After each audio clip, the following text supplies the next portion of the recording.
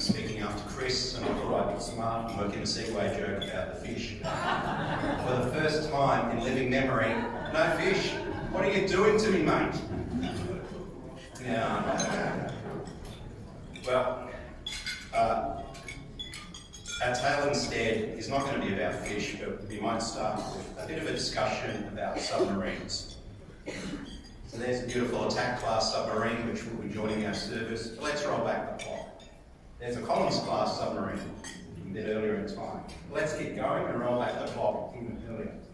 That is an Oberon class submarine, and we reached the year 1996 when the Cirrus story started. In its early days, Cirrus was active as a developer of sonar-related solutions for the submarines. Pictured is one of our early products, which did sonar analysis, and this was supplied to the Oberon class submarines. And that tool and various other tools was fitted into the sound group of the Oberon class set, which is pictured here. Scattered around that compact little compartment are various items, including equipment our company provided to acquire hydrophone data and record it.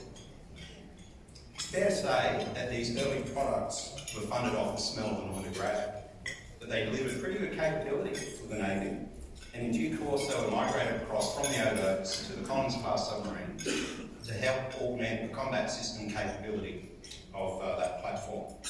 So after a few years, we'd emerged from the new company phase and we're feeling pretty good. We had some products in operational use and we were making our way based on our competitive merits. And then Defence made the big decision to replace the Collins combat system. Now this decision was motivated by big strategic factors well above what was or wasn't good for a defence sector SME. And that's as those decisions should be made. But the impact on Cirrus was it essentially closed the door to work on submarines for our company. It was back to square one for us. We needed to find a new line of business quick. I won't sugarcoat it.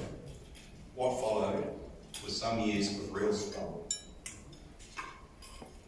where our company managed to stay afloat only by finding a succession of small technology development projects in different areas related to defence. So one example, and this is illustrated on the video, we did a project to develop algorithms for the Air Force to data mine millions of recorded air tracks to find consistent patterns of air activity over Australia. The sample shows one such group of flights that has been identified as belonging to one of hundreds, thousands of data mine patterns.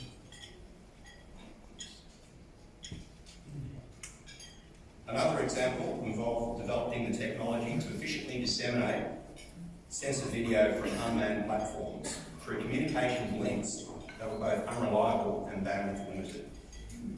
One key project we did in this time was to build a simulation training system for the sonar and combat system of the Minehunter coastal vessel.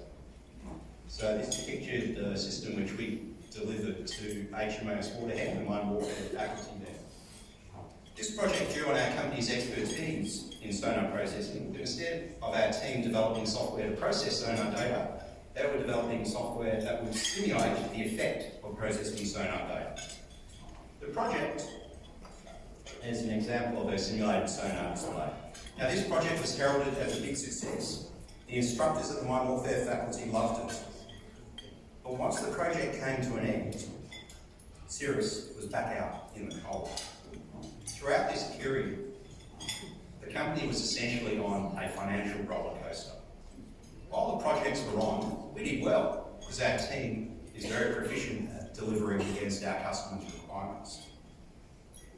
But once the projects were finished, well, we'd started, and we never knew quite how long it would be until our next feed. What was actually happening at this time was that there was an unseen arm wrestle going on. The one hand of that arm wrestle was our company's reputation was consistently growing over time due to our excellent track record of delivery. But there's another arm in that arm wrestle, and it's pushing the other way. That was the progressive tendency of defence to become more and more averse to taking on projects with developmental risk. and not only averse to taking on those sorts of projects, but averse to the concept of contracting an Australian SME to do those projects. The success or failure of our business hung in the balance whilst these unseen forces battled it out. The key turning point for Cirrus came in 2010, when the company was already in its 15th year. When Cirrus was contracted to prototype an Air Combat Officer training system, which was to provide radar and sensor training for the Air Force. Now, the RAF loved it, and production systems were acquired by the RAF the following year for use at the school, the then School of Air Warfare. And that's a picture of an early version of our ACOS system in use of training aircraft down at East Sale. This led to further contracts for the support of that system and for an ongoing program of spiral development of ACOS that continues to this day and provides additional functionality to the school, including high fidelity simulation of radar imagery that can be configured to look like the radars of many different types of aircraft and effects of weather on those sensors. Tools to enable trainees to learn how to use modern chart-based mission management systems to collate their sensor data and compile a tactical picture, and some equipment provided to the ground school, in this case illustrated a part-task trainer for the front right-hand seat control of an aircraft. The good word on the system spread, and this enabled Cirrus to export a variant of that product, and that's pictured in its particular packaging.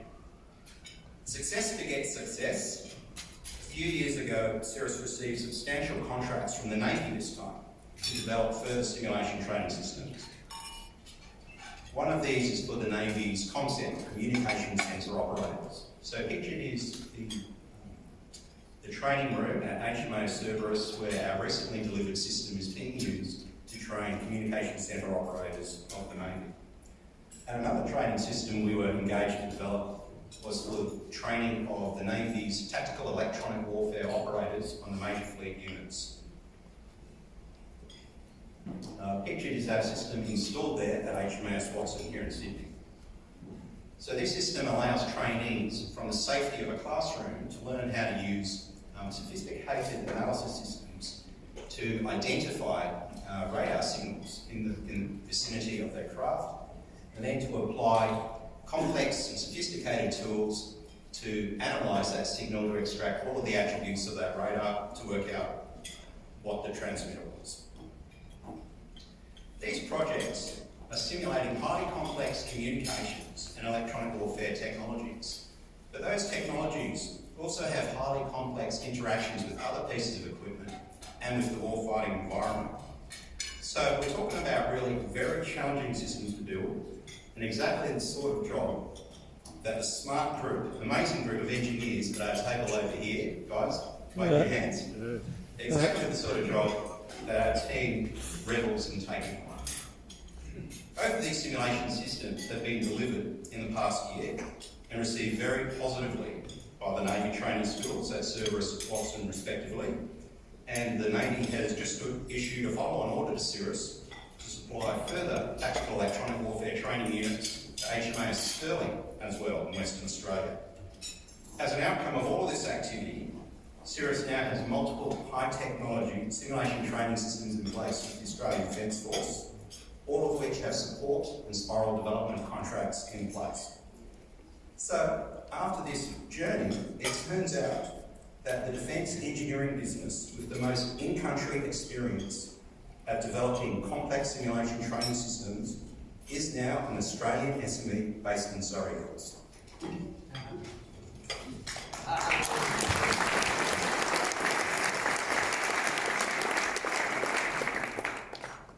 That's quite a story and close to my heart with high technology. It's fantastic to see a high technology SME not just compete but develop a leading position.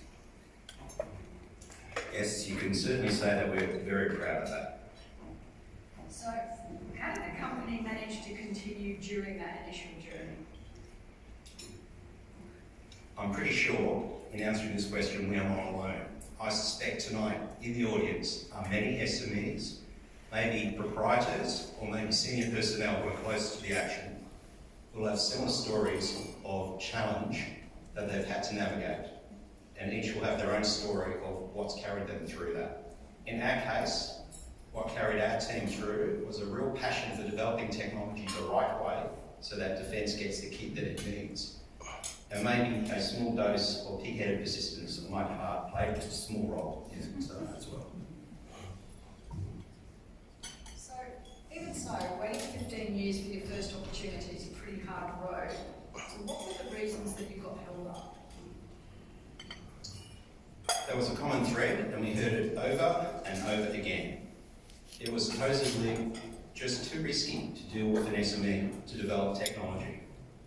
Now, that assessment was clearly at odds with our company's track records, and I'm pretty sure that many other fantastic SMEs with amazing capabilities to offer the ATF face the same obstacle. Nowadays, this is less of an issue for Cirrus than it has been previously, but occasionally we still encounter it. My concern in this area though now is not so much about Cirrus, but is about for the next generation of folk who want to set up technology enterprises. My hope is that all of us here together as a community, we collectively do not make it so difficult for this next generation to get going. That's not to say that success should just be handed out. Absolutely not. Real capability has to be generated for the ADF end user. But maybe let's not make them wait 15 years for their ray of sunshine. And what does the future hold for Cirrus? Well, we've got some pretty cool technology developments going on and coming down the pipe. I'm going to talk about an innovation from one particular space, a bit different from the simulation stuff. Talk about the sensor processing space.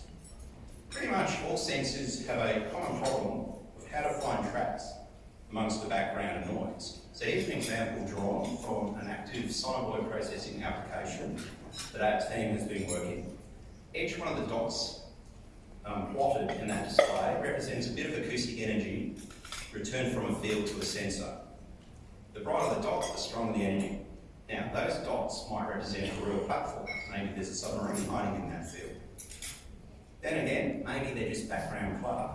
Now, the whole point of tracking is you want to process all that data, so sift through all of those dots and work out which of those dots actually belong together and represent a real platform and which are just random background clutter.